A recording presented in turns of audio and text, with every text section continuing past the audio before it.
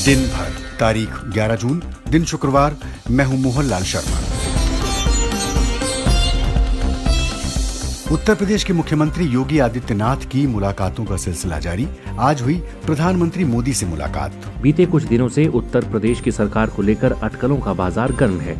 राष्ट्रीय स्वयंसेवक संघ, बीजेपी संगठन, उत्तर प्रदेश सरकार और बीजेपी के जनप्रतिनिधियों के बीच कई दौर की बैठकें हुई हैं। G7 देशों के सम्मेलन से पहले ब्रिटेन के प्रधानमंत्री बोरिस जॉनसन ने कहा कि वो अगले कुछ सप्ताह में गरीब मुल्कों को कोरोना वैक्सीन देना शुरू करेंगे। और विवेचना में सुनिए बंदा सिंह बहादुर की कहानी, जिन्होंने मुगलों से लिया था लोहा। बंदा सिंह बहादुर का जन्म 27 अक्टूबर 1670 को राजौरी में हुआ था। बहुत कम उम्र में वो घर छोड़कर बैरागी हो गए।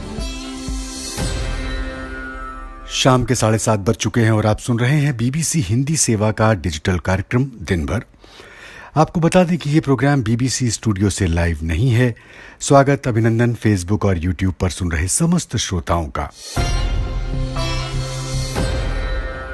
तो आइए आज के दिन भर कार्यक्रम की शुरुआत करते हैं। उत्तर प्रदेश के मुख्यमंत्री योगी आदित्यनाथ की मुलाकातों का सिलसिला जारी है। कल गृह मंत्री अमित शाह से मुलाकात के बाद आज उन्होंने प्रधानमंत्री नरेंद्र मोदी से उनके आवास पर मुलाकात की। उनसे मुलाकात के बाद योगी आदित्यनाथ ने प्रधानमंत्री से मुलाकात की तस्वीर ट्वीट की और समय देने के लिए उनका आभार जताया। योगी आदित्यनाथ का दिल्ली दौरा ऐसे समय हो रहा है जब उत्तर प्रदेश में विधानसभा चुनावों को 1 साल से भी कम समय बचा है और उससे पहले राज्य में काफी हलचल देखने को मिल रही है। पिछले कुछ हफ्तों से लगातार ऐसी अटकलें लग रही हैं कि क्या प्रदेश के बीजेपी खेमे में मुख्यमंत्री को लेकर कोई असंतोष है। हालांकि पार्टी ने इससे इनकार किया है। मई के आखिर और जून की शुरुआत में आरएसएस और बीजेपी के केंद्रीय नेताओं के बीच बैठकों का दौर चला था। इस दौरान सरकार और संगठन में बदलाव की संभावनाओं के बीच दोनों स्तरों पर नेतृत्व परिवर्तन तक की चर्चा जोर शोर से रही। सुनिए आदर्श राठौर की रिपोर्ट। हरे कुर्ते में गृह मंत्री अमित शाह और परंपरागत भगवा चोले में उत्तर प्रदेश के मुख्यमंत्री योगी आदित्यनाथ। राजधानी दिल्ली में घंटे भर से ज्यादा वक्त तक चली मुलाकात के बाद ये तस्वीर योगी आदित्यनाथ ने ट्विटर पर पोस्ट की। उसके करीब आधा घंटे के बाद गृह मंत्री अमित शाह ने भी इस मुलाकात को लेकर ट्वीट किया और एक तस्वीर पोस्ट की। दोनों तस्वीरों में ध्यान सिर्फ कपड़ों के रंग पर ही नहीं जा रहा था। फर्क ये भी नहीं था कि अमित शाह ने मास्क नहीं लगाया और योगी आदित्यनाथ मास्क लगाए हुए थे। नजर दोनों नेताओं के हाव भाव और ट्वीट की भाषा पर भी थी। वहां भी अंतर साफ साफ दिख रहा था। योगी आदित्यनाथ गुरुवार को अचानक दिल्ली पहुंचे थे। बीजेपी नेताओं की मुलाकात पर चर्चा का दौर बेवजह नहीं था। दरअसल बीते कुछ दिनों से उत्तर प्रदेश की सरकार को लेकर अटकलों का बाजार गर्म है। राष्ट्रीय स्वयंसेवक संघ, बीजेपी संगठन, उत्तर प्रदेश सरकार और बीजेपी के जनप्रतिनिधियों के बीच कई दौर की बैठकें हुई हैं। मीडिया में यूपी सरकार के संभावित नेतृत्व परिवर्तन का भी खूब मुद्दा उछला। योगी आदित्यनाथ और प्रधानमंत्री नरेंद्र मोदी के बीच दूरियां होने की अटकलें छाई रहीं। योगी आदित्यनाथ के जन्मदिन के मौके पर प्रधानमंत्री मोदी और गृहमंत्री अमित शाह के सोशल मीडिया पर बधाई नहीं देने के मुद्दे ने भी तूल पकड़ा। अमित शाह और योगी आदित्यनाथ की मुलाकात के बाद भी दोनों नेताओं के ट्वीट ने लोगों का ध्यान खींचा। योगी आदित्यनाथ ने तस्वीर के साथ 2 लाइन का ट्वीट किया। उन्होंने मुलाकात का समय देने के लिए अमित शाह का आभार भी जताया था। योगी आदित्यनाथ ने लिखा, आज आदरणीय केंद्रीय गृह मंत्री अमित शाह जी से नई दिल्ली में शिष्टाचार भेंट कर उनका मार्गदर्शन प्राप्त किया। भेंट हेतु अपना बहुमूल्य समय प्रदान करने के लिए आदरणीय गृहमंत्री जी का हार्दिक आभार। वहीं अमित शाह ने 1 लाइन के ट्वीट में सिर्फ मुलाकात की जानकारी दी। अमित शाह ने 2 दिन के अंदर योगी समेत कुल 3 नेताओं से मुलाकात की जानकारी सोशल मीडिया पर दी है। इत्तेफाक से तीनों नेता उत्तर प्रदेश से हैं। अमित शाह ने गुरुवार को अपना दल की अध्यक्ष अनुप्रिया पटेल से भी मुलाकात की। अनुप्रिया केंद्र में मंत्री रह चुकी हैं। उत्तर प्रदेश में अगले साल की शुरुआत में होने वाले विधानसभा चुनाव को लेकर उनकी पार्टी की पूर्वी उत्तर प्रदेश के एक खास क्षेत्र में भूमिका अहम मानी जा रही है। अमित शाह के साथ अनुप्रिया पटेल की मुलाकात भी आने वाले चुनाव से जोड़कर देखी जा रही है। वहीं अमित शाह ने बुधवार को जितिन प्रसाद के साथ मुलाकात की तस्वीर पोस्ट की थी। जितिन प्रसाद कांग्रेस छोड़कर बीजेपी में शामिल होने के पहले अमित शाह से मुलाकात करने उनके घर पहुंचे थे। जितिन प्रसाद ने गुरुवार को दिल्ली पहुंचे योगी आदित्यनाथ से भी मुलाकात की। हालांकि जिस मुलाकात को लेकर हर तरफ उत्सुकता है वो शुक्रवार को हुई। योगी आदित्यनाथ ने शुक्रवार को प्रधानमंत्री नरेंद्र मोदी से मुलाकात की। ये भी दावा है कि अमित शाह से योगी आदित्यनाथ की शिष्टाचार भेंट में इसी मुलाकात का धरातल तैयार किया गया। अब इसी मुलाकात से तय होगा कि क्या दावे के मुताबिक भारतीय जनता पार्टी में लखनऊ की डोर दिल्ली के हाथ ही है। दिल्ली में योगी आदित्यनाथ की मुलाकातों के बीच सुहेल देव भारतीय समाज पार्टी के राष्ट्रीय अध्यक्ष ओम प्रकाश राजभर ने कहा है कि वो बीजेपी का हाथ फिर से नहीं थामेंगे, यानी कि वो एनडीए में शामिल नहीं होंगे। उन्होंने ट्वीट किया, लिखा, बीजेपी डूबती हुई नैया है, जिसको इनके रथ पर सवार होना है वो हो जाए, हम सवार नहीं होंगे। जिन मुद्दों को लेकर हमने समझौता किया था, 4.5 साल बीत गए, एक भी काम पूरा नहीं हुआ। आपको याद दिला दें कि राजभर ने 2019 में योगी कैबिनेट से इस्तीफा दे दिया था और वो योगी सरकार में पिछड़ा वर्ग कल्याण, दिव्यांग जन कल्याण मंत्री थे। इसके बाद उन्होंने आरोप लगाया था कि बीजेपी उनकी पार्टी को खत्म करना चाहती है। लेकिन इस राजनीतिक उठापटक के बीच किसी वक्त पश्चिम बंगाल की मुख्यमंत्री ममता बनर्जी के करीबी रहे मुकुल राय फिर से अपनी पुरानी पार्टी यानी कि टीएमसी में वापस लौट आए हैं। वो टीएमसी से बीजेपी गए और बीजेपी से वापस टीएमसी आ गए। बीजेपी के पश्चिम बंगाल में विस्तार में उनकी मुख्य भूमिका रही, लेकिन हाल के विधानसभा चुनावों के बाद से मुकुल राय का बीजेपी से मोहभंग हो गया। और अब अंतर्राष्ट्रीय खबर। जैसा कि आप जानते हैं कि आज से ब्रिटेन में G7 देशों का सम्मेलन शुरू हो रहा है और इस सम्मेलन से पहले ब्रिटेन के प्रधानमंत्री बोरिस जॉनसन ने उम्मीद जताई है कि G7 देश दुनिया के गरीब मुल्कों को कोरोना वैक्सीन की लगभग 100 करोड़ डोज देने के लिए राजी हो जाएंगे ताकि वो अपने यहाँ पर टीकाकरण अभियान तेज कर सकें। जो बाइडेन ने कहा कि इस बीमारी को हराने के लिए ये जरूरी है कि दुनिया के सबसे मजबूत और अमीर लोकतांत्रिक देश आगे आएं। एक रिपोर्ट के साथ हैं गुरप्रीत सैनी। आज से शुरू हो रहे G7 सम्मेलन से पहले प्रधानमंत्री बोरिस जॉनसन ने कहा कि G7 को यह संकल्प लेना चाहिए कि वो साल 2022 के अंत तक दुनिया की पूरी आबादी को वैक्सीन देने की कोशिश करेंगे। उन्होंने कहा कि हम अपने मित्र देशों के साथ मिलकर इस महामारी को हराना चाहते हैं, हम इसके लिए संकल्पबद्ध हैं। अगले कुछ हफ्तों में ही ब्रिटेन गरीब मुल्कों को करीब 50 लाख डोज देगा। मैं सभी देशों से कहूंगा कि इसमें सहयोग करें। जॉनसन से पहले गुरुवार को फ्रांस के राष्ट्रपति इमैनुअल मैक्रों ने भी अमेरिका की घोषणा का स्वागत किया था। उन्होंने कहा था कि इसे लेकर यूरोप को भी कुछ करना चाहिए। मैक्रों ने घोषणा की है कि इस साल के अंत तक फ्रांस कम से कम 3 करोड़ वैक्सीन डोज दान करने की स्थिति में होगा। अमेरिकी राष्ट्रपति जो बाइडेन का पूर्वानुमान है कि अमेरिका के इतनी वैक्सीन देने के बाद और G7 द्वारा ऐसा समर्थन मिलने से global vaccine campaign super charge हो जाएगा। बाइडेन ने कहा कि हम किसी शर्त पर ऐसा नहीं कर रहे, हम सिर्फ जिंदगियां बचाने के लिए ये प्रयास कर रहे हैं। हालांकि कुछ सामाजिक संगठनों ने इस मदद को समंदर में पानी की एक बूंद की तरह बताया है। इनका कहना है कि ऑक्सफेम के अनुसार दुनिया में करीब 400 करोड़ लोग कोवैक्स जैसी योजना पर निर्भर हैं। कोवैक्स विश्व स्वास्थ्य संगठन के नेतृत्व में चल रही एक अंतर्राष्ट्रीय योजना है जिसके अंतर्गत कम और मध्यम आय वाले देशों को कोरोना वैक्सीन दी जा रही है। बताया गया है कि जो 100 करोड़ डोज ब्रिटेन ने देने की बात कही है उसमें से करीब 80 करोड़ डोज कोवैक्स प्रोग्राम के जरिए ही बांटी जाएंगी। समाचार एजेंसी रॉयटर्स के मुताबिक कोरोना महामारी से अब तक दुनिया में तकरीबन 39 लाख लोगों की मौत हो चुकी है। इस महामारी ने दुनिया के कई देशों की अर्थव्यवस्थाओं को हिलाकर रख दिया है। कोरोना संक्रमण दिसंबर 2019 में सबसे पहले चीन में सामने आने के बाद से 210 से भी ज्यादा देशों में दर्ज किया गया है। वैज्ञानिकों की राय है कि दुनिया भर में अगर टीकाकरण अभियान को एक साथ तेज नहीं किया गया तो वायरस के नए और भयंकर वेरिएंट्स में म्यूटेट यानी तब्दीली होने का खतरा बना रहेगा, जिसे शायद मौजूदा टीकों से रोक पाना मुश्किल होगा। अमेरिका ने क्या वादा किया है? अमेरिकी प्रशासन ने कहा है कि वो बिना किसी मुनाफे के फाइजर वैक्सीन की करोड़ों डोज खरीदकर उन्हें कम से कम 100 गरीब मुल्कों में भेजने वाले हैं। अगस्त 2021 में यह टीका जाना शुरू हो जाएगा।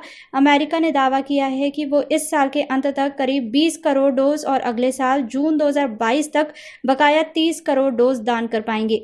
निश्चित रूप से कोरोना वैक्सीन दान करने की यह मात्रा दुनिया के किसी अन्य देश द्वारा की गई घोषणा से काफी बड़ी है। हालांकि वैज्ञानिक स्तर पर कोरोना टीकाकरण अभियान को मजबूती देने के लिए बेल्जियम, डेनमार्क और जापान जैसे देश भी मदद कर चुके हैं। उम्मीद की जा रही है कि अगले कुछ दिनों में G7 सम्मेलन के दौरान कुछ और देश भी इस तरह की घोषणा कर सकते हैं। क्या ये डोनेशन पर्याप्त है? कोरोना महामारी एक बड़ी चुनौती है और इस पर काबू पाने के लिए दुनिया भर में वैक्सीन की तत्काल जरूरत है। विश्व स्वास्थ्य संगठन ने ये लक्ष्य रखा है कि सभी देशों में सितंबर 2021 तक कम से कम 10% आबादी को वैक्सीन दी जानी चाहिए, जिसके लिए हमें अतिरिक्त 25 करोड़ डोज चाहिए। विश्व स्वास्थ्य संगठन के अनुसार महामारी के सबसे घातक दौर को पार करने के लिए वैक्सीन शेयरिंग ही एकमात्र जरिया है। शुरुआत में कोवैक्स प्रोग्राम का लक्ष्य था कि इस साल के अंत तक दुनिया में कम से कम 200 करोड़ वैक्सीन डोज शेयर की जाएं, लेकिन इसे अब घटाकर 180 करोड़ डोज कर दिया गया है, जिन्हें 90 से ज्यादा देशों में 2022 की शुरुआत तक बांटा जाना है। विश्व स्वास्थ्य संगठन के अनुसार कोरोना संक्रमण को बढ़ने से रोकने के लिए दुनिया की 70% आबादी को वैक्सीन दी जानी जरूरी है, जिसके लिए कम से कम 1100 करोड़ डोज जुटानी होगी। ऑक्सफैम अमेरिका के निको लुसियानी ने कहा है कि अमेरिकी प्रशासन की घोषणा बेशक काबिले तारीफ है, लेकिन जरूरत को देखते हुए इसे बाल्टी में पानी की एक बूंद ही कहा जा सकता है। इस बीच G7 की बैठक में हिस्सा लेने ब्रिटेन पहुंचे अमेरिका के राष्ट्रपति जो बाइडेन ने ब्रिटेन के प्रधानमंत्री बोरिस जॉनसन से मुलाकात की। बाइडेन से मुलाकात करने के बाद बोरिस जॉनसन ने बीबीसी से कहा कि अमेरिका और ब्रिटेन के गठबंधन को अटूट साझेदारी के तौर पर पहचाना जाना चाहिए। जॉनसन ने बीबीसी से कहा कि दोनों नेताओं के बीच हुई बातचीत शानदार रही। चीन ने हाल ही में बांग्लादेश को अमेरिका के नेतृत्व वाले 4 देशों के सुरक्षा समूह क्वाड में शामिल होने को लेकर खुली चेतावनी दी है। चीन की इस चेतावनी पर भारतीय उपमहाद्वीप में जानकार हैरानी जता रहे हैं। दरअसल बांग्लादेश में चीन के राजदूत ने पत्रकारों के साथ एक मुलाकात के दौरान बड़े ही आक्रामक तरीके से बांग्लादेश को धमकाया था। क्या क्वाड से चीन और बांग्लादेश के रिश्तों में दरार पड़ेगी? बीबीसी मॉनिटरिंग की रूपशा मुखर्जी की रिपोर्ट सुनिए नवीन नेगी से। चीन इस बात पर लगातार नजर बनाए हुए है कि एशिया में अमेरिका किस तरह अपने सहयोगियों को एकजुट कर रहा है। क्वाड इस मामले में उसकी दिलचस्पी का नया कारण बना है। चीन के सरकारी अखबार ग्लोबल टाइम्स ने ली जिमिंग के हवाले से लिखा था कि अमेरिका चीन और बांग्लादेश के बीच दरार डालने की कोशिश कर रहा है। बांग्लादेश के विदेश मंत्री AK अब्दुल मोमिन ने चीन के राजदूत के बयान को अफसोसजनक बताया और कहा कि बांग्लादेश अपनी विदेश नीति खुद बनाता है। चीन के राजदूत ने यह बयान 10 मई को दिया था, जिसमें उन्होंने कहा था कि अगर बांग्लादेश क्वाड का हिस्सा बनता है तो चीन के साथ उसके संबंधों को बहुत नुकसान होगा। इस बयान ने बांग्लादेश की सरकार और उसके मीडिया को हैरानी में डाल दिया था। बांग्लादेश के मशहूर अंग्रेजी अखबार द डेली स्टार ने 12 मई को बेहद सख्त लहजे में एक संपादकीय लिखा था। इस संपादकीय में अखबार ने लिखा, ऐसा लगता है कि चीन इस बात को लेकर परेशान है कि बांग्लादेश क्वाड की पहल का हिस्सा बन जाएगा। इसकी क्या वजह है ये हमें नहीं मालूम। चीन की परेशानी का कारण जो भी हो, लेकिन इस बात को लेकर किसी को कोई संदेह नहीं होना चाहिए कि इस बारे में कोई भी फैसला सिर्फ बांग्लादेश सरकार ले सकती है। चीन के सरकारी अखबार ग्लोबल टाइम्स को अक्टूबर 2020 में दिए एक इंटरव्यू में बांग्लादेश में चीन के राजदूत ली जिमिंग ने कहा था कि अमेरिका लगातार ऐसे कदम उठा रहा है जिनके पीछे उसके इरादे नेक नहीं हैं। वो ऐसे प्रयास कर रहा है जिससे बांग्लादेश चीन विरोधी समूह में शामिल हो जाएगा। दुनिया में इसे चीन की वॉल्फ वॉरियर डिप्लोमेसी कहा जाता है। इस कूटनीति के तहत चीन की सरकार के संदेशवाहक चीन की सुरक्षा और व्यापारिक हितों को लेकर सख्त बयान देते हैं। अप्रैल 2021 में चीन के रक्षा मंत्री वेई फेंघे ने बांग्लादेश का दौरा किया था। बांग्लादेश अपनी रक्षा खरीद का ज्यादातर हिस्सा चीन से आयात करता है। भारत के अखबार फाइनेंशियल एक्सप्रेस के मुताबिक बांग्लादेश की सेनाओं के पास इस वक्त जो भी हथियार हैं उनमें से 86% चीन से हासिल किए गए हैं। चीन के रक्षा मंत्री वेई फेंगे ने अप्रैल में कहा था कि चीन और बांग्लादेश को मिलकर ऐसी ताकतों के खिलाफ साझा प्रयास करने चाहिए जो इस क्षेत्र के बाहर से आकर दक्षिण एशिया में सैन्य गठबंधन बना रहे हैं। अक्टूबर 2019 में बांग्लादेश ने अपाचे अटैक हेलीकॉप्टर और मिसाइल सिस्टम खरीदने के लिए अमेरिका से बातचीत की थी। खबर यह भी है कि अमेरिका और बांग्लादेश आपस में खुफिया जानकारियां साझा करने का समझौता करने के लिए भी बातचीत कर रहे हैं। इस साल मार्च में भारत ने बांग्लादेश को रक्षा क्षेत्र के आयात के लिए $50 करोड़ का कर्ज रियायती दरों पर दिया था। जून 2020 में कोविड-19 महामारी के आर्थिक झटकों से उबरने में बांग्लादेश की मदद के लिए चीन ने बांग्लादेश में बने लगभग 97% उत्पादों पर से आयात शुल्क हटा लिया था। एक सवाल ये भी है कि क्या बांग्लादेश क्वाड का हिस्सा बनेगा? क्वाड में शामिल होने के सवाल को लेकर अगर हम बांग्लादेश की हालिया प्रतिक्रियाओं का विश्लेषण करें तो ऐसा लगता है कि बांग्लादेश अपनी गुट निरपेक्षता वाली संतुलित विदेश नीति के रास्ते पर ही चलता रहेगा। भारत ने भी यही कहा है कि अभी क्वाड के विस्तार को लेकर कोई बातचीत नहीं चल रही है। इस बीच चीन ने बांग्लादेश के साथ संबंधों को और मजबूती देने की कोशिश तेज कर दी है। अप्रैल में वेई फेंघे ने ढाका के बंगबंधु म्यूजियम का दौरा किया था। चीन के रक्षा मंत्री का म्यूजियम दौरा भारत के प्रधानमंत्री नरेंद्र मोदी के उसी संग्रहालय में जाने के 1 महीने बाद हुआ था।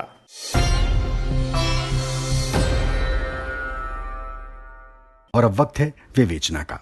सिख इतिहास में सिख गुरुओं के बाद बंदा सिंह बहादुर का नाम बड़ी इज्जत से लिया जाता है।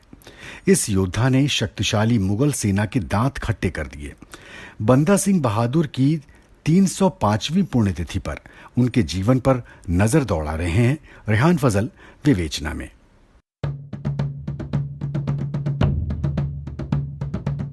बंदा सिंह बहादुर के बारे में कहा जाता है कि उन्होंने अपनी जिंदगी विपरीत दिशा में जी।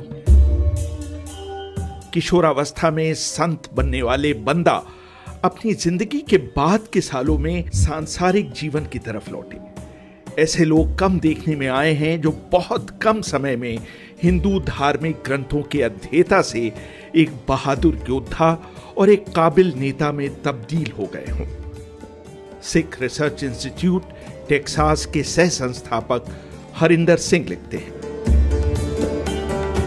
38 वर्ष का होते होते हम बंदा सिंह बहादुर के जीवन की 2 पराकाष्ठाओं को देखते हैं। गुरु गोविंद सिंह से मुलाकात से पहले वो वैष्णव और शैव परंपराओं का पालन कर रहे थे, लेकिन उसके बाद उन्होंने सैनिक प्रशिक्षण, हथियारों और सेना के बिना 2500 किलोमीटर का सफर तय किया और 20 महीने के अंदर सरहिंद पर कब्जा कर खालसा राज की स्थापना की।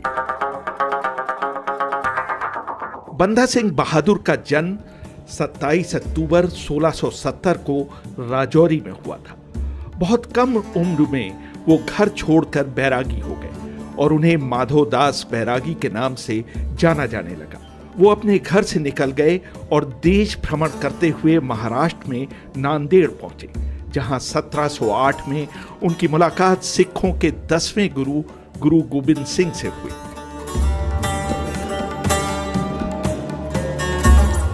गुरु गोविंद सिंह ने उन्हें अपनी तपस्वी जीवन शैली त्यागने और पंजाब के लोगों को मुगलों से छुटकारा दिलाने का काम सौंपा। J.S. गरेवाल अपनी किताब सिक्स ऑफ पंजाब में लिखते हैं, गुरु ने बंदा सिंह को 1 तलवार, 5 तीर और 3 साथी दिए। साथ ही उन्होंने एक फरमान भी दिया जिसमें कहा गया था कि वो पंजाब में मुगलों के खिलाफ सिखों का नेतृत्व करें। बंदा सिंह बहादुर पंजाब की तरफ निकल पड़े, लेकिन कुछ दिन बाद ही जमशीद खां नाम के एक अफगान ने गुरु गोविंद सिंह पर खुखरी से वार किया। गुरु गोविंद सिंह कई दिनों तक जिंदगी और मौत के बीच झूलते रहे। राजमोहन गांधी अपनी किताब Punjab a history from Aurangzeb to Mountbatten में लिखते हैं, घायल होने और अपनी मृत्यु के बीच गुरु गोविंद सिंह चाहते तो अपने पूर्ववर्तियों की तरह किसी व्यक्ति को अगला गुरु नामांकित कर सकते थे, लेकिन उन्होंने ऐसा नहीं किया। उन्होंने साफ घोषणा की कि उनके बाद गुरु ग्रंथ साहब को सिखों के स्थायी गुरु का दर्जा दिया जाएगा।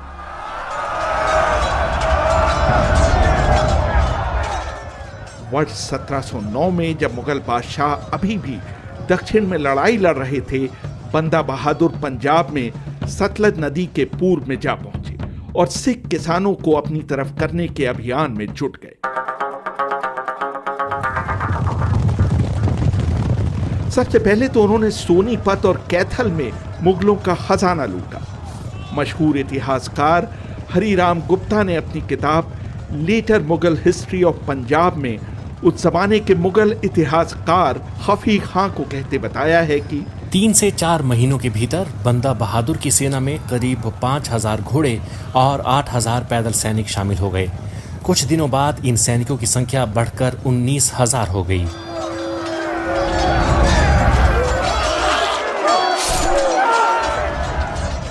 नवंबर 1709 में बंदा बहादुर के सैनिकों ने अचानक सरहिंद के कस्बे सामना पर हमला बोला। हरिराम गुप्ता लिखते हैं, सामना पर हमला करने की वजह ये थी कि 34 साल पहले गुरु तेग बहादुर का सिर कलम करवाने वाला और गुरु गोविंद सिंह के लड़कों को मारने वाला व्यक्ति वजीर खां उसी शहर में रह रहा था। सामना को बचाने के लिए दिल्ली से सरहिंद को कोई मदद नहीं भेजी गई। सरहिंद दिल्ली और लाहौर के बीच बसा बड़ा शहर था। यहाँ मुगलों ने बड़े बड़े भवन बनवा रखे थे और ये उस समय पूरे भारत में लाल मलमल बनाने के लिए मशहूर था। बंदा बहादुर ने मई 1710 में सरहिंद पर हमला बोला।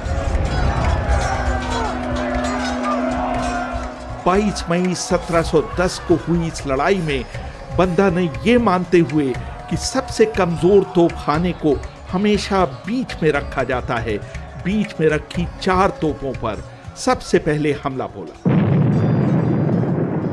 इस हमले की कमान उन्होंने भाई फतेह सिंह को दी। हरीश ढिल्लों लिखते हैं, आमने सामने की लड़ाई में फतेह सिंह ने वजीर खान के सिर पर वार किया। जैसे ही सरहिंद के सैनिकों ने अपने सेनापति का सिर कटकर जमीन पर गिरते देखा, उनका मनोबल गिर गया और वो मैदान छोड़कर भाग खड़े हुए।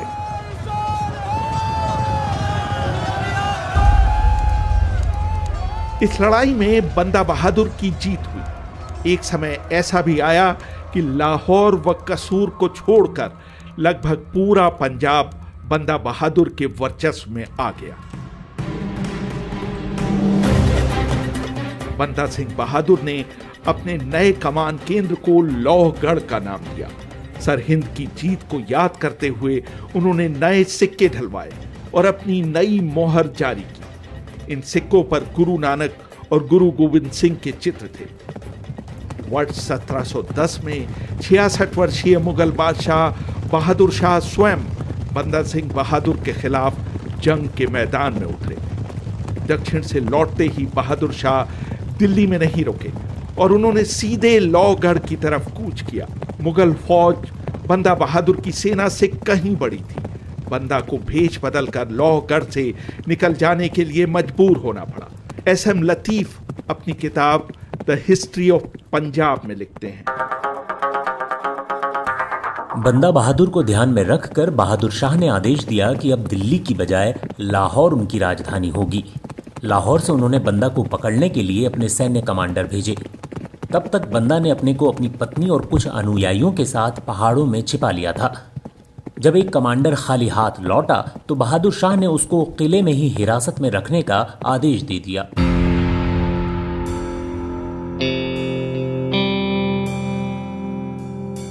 लेकिन 1712 में बादशाह बहादुर शाह का निधन हो गया।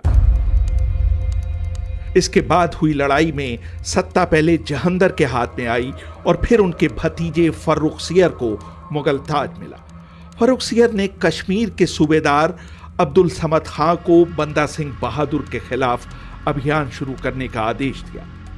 समद ने 1713 आते आते बंदा बहादुर को सरहिंद छोड़ने पर मजबूर कर दिया, लेकिन उनके और समद के सैनिकों के बीच लुका छिपी का खेल चलता रहा। आखिरकार समद खां को बंदा बहादुर को आजकल के गुरदासपुर शहर से 4 मील दूर गुरदास नागल गांव में बने एक किले तक ढकेलने में सफलता मिल गई।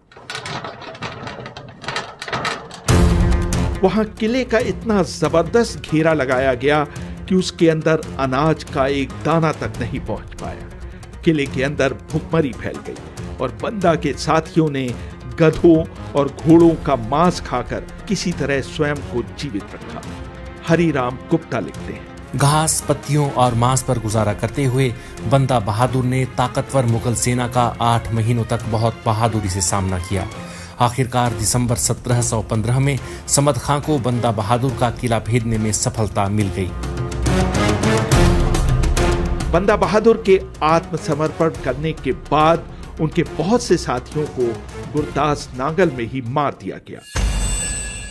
दूसरे लोगों को लाहौर लौटते समय रावी के किनारे कत्ल किया गया। एस.एम. लतीफ ने लिखा है, सूबेदार ने विजेता की तरह लाहौर शहर में प्रवेश किया। उनके पीछे बंदा अपने सैनिकों के साथ चल रहे थे। सभी बंदियों को जंजीरों से बांधकर गधों या ऊंटों पर बैठने के लिए मजबूर किया गया था। समद खां ने बादशाह से बंदा बहादुर को खुद दिल्ली ले जाने की अनुमति मांगी, लेकिन बादशाह ने यह अनुमति नहीं दी। तब अगले दिन समद खां ने अपने बेटे के नेतृत्व में इन कैदियों को दिल्ली के लिए रवाना किया। 27 फरवरी को इस जुलूस ने दिल्ली के अंदर प्रवेश किया। जुलूस को देखने के लिए भारी संख्या में दिल्ली वासी सड़कों पर उतर आए। JBS UB राय अपनी किताब religion, civil society and the state, a study of Sikhism में एक अंग्रेज प्रत्यक्षदर्शी के हवाले से लिखते हैं, इस जुलूस में करीब 744 जीवित सिख कैदी चल रहे थे। उन्हें दो दो करके बिना काठी वाले ऊंटों पर बांधा गया था, यानी 377 ऊंटों का काफिला चल रहा था। प्रत्येक कैदी का एक हाथ गर्दन के पीछे कर लोहे की जंजीर से बांधा हुआ था। इसके अलावा उन्होंने लंबे बांसों पर मारे गए 2000 सिखों के सिर लटका रखे थे। उनके पीछे बंदा बहादुर चल रहे थे। उन्हें एक लोहे के पिंजड़े में डालकर हाथी पर सवार कराया गया था। उनके दोनों पैर लोहे की सांकलों से बंधे हुए थे। उनके बगल में नंगी तलवारें लिए 2 मुगल सिपाही खड़े थे। इन कैदियों को 1 हफ्ते कैद में रखने के बाद 5 मार्च 1716 को उनका कत्लेआम शुरू हुआ। हर सुबह कोतवाल सरबराह खां इन कैदियों से कहता, तुम्हें अपनी गलती सुधारने का आखिरी मौका दिया जा रहा है। सिख गुरुओं की शिक्षा में अपना विश्वास समाप्त करो और इस्लाम धर्म कबूल कर लो, तुम्हारी जिंदगी बख्श दी जाएगी। हरीश ढिल्लों लिखते हैं, हर सिख ने मुस्कुराते हुए नामे अपना सिर हिलाकर कोतवाल की पेशकश का जवाब दिया। 7 दिनों तक लगातार हुए सिख कैदियों के नरसंहार के बाद उसको कुछ दिनों के लिए रोक दिया गया। जेल में एकांतवास में रह रहे बंदा बहादुर की कोठरी के सामने से जब भी कोतवाल सरबराह खां गुजरता, वो उन्हें अपनी माला के दानों को गिनता हुआ पाता। 9 जून 1716 को बंदा और उनके कुछ साथियों को कुतुब मीनार के पास मेहरौली में बहादुर शाह की कब्र ले जाया गया। वहां उनको उनके सामने सिर झुकाने के लिए कहा गया। बंदा के 4 साल के बेटे अजय सिंह को उनके सामने लाकर बैठाया गया। हरीश ढिल्लों लिखते हैं, कोतवाल सरबराह खां के इशारे पर अजय सिंह के तलवार से टुकड़े कर दिए गए। बंदा बिना हिले डुले बैठे रहे। अजय सिंह के दिल को उनके शरीर से निकालकर बंदा बहादुर के मुंह में ठूंस दिया गया। इसके बाद जल्लाद ने अपना ध्यान बंदा की तरफ केंद्रित किया। उनके शरीर के भी टुकड़े किए गए और उनको जितनी देर संभव हो सका जीवित रखा गया। आखिर में जल्लाद ने तलवार के एक वार से उनके सिर को उनके धड़ से अलग कर दिया। बंदा सिंह बहादुर की मौत के 2 साल बाद सईद भाइयों ने मराठों की मदद से फर्रुखसियर को न सिर्फ गद्दी से हटाया बल्कि गिरफ्तार कर उसकी आंखें फोड़ दी। इसके बाद मुगल साम्राज्य का भी विघटन होता चला गया और आखिर में नौबत यहां तक पहुंची कि दिल्ली का बादशाह अंग्रेजों के हाथ की कठपुतली बनकर दिल्ली के लाल किले से कुतुब मीनार तक ही सिमटा रह गया। काबुल, श्रीनगर और लाहौर पर रणजीत सिंह का कब्जा हो गया और दक्षिण भारत से लेकर पानीपत तक का विशाल भूभाग मराठों के हाथ चला गया। रविन्द्रनाथ टैगोर ने बंदा बहादुर के सम्मान में एक कविता लिखी, बंदी पीर।